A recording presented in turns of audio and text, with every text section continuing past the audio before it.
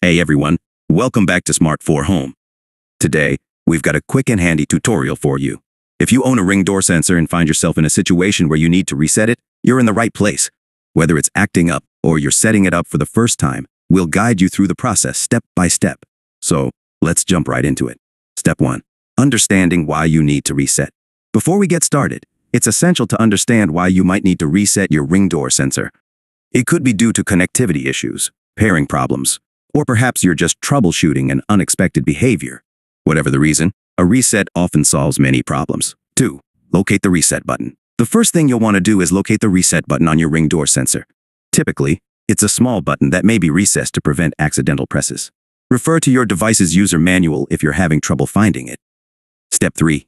Press and hold the reset button. Once you've found the reset button, press and hold it down. Keep it held down for about 15 seconds. This extended press is crucial, as it initiates the reset process. Step 4. Wait for the LED indicator. While holding down the reset button, keep an eye on the LED indicator on the device. It might flash or change colors during the reset process. Once you see a specific pattern or color change, you can release the button. Step 5. Reconnect to the app. Now that you've successfully reset your Ring door sensor, it's time to reconnect it to the Ring app.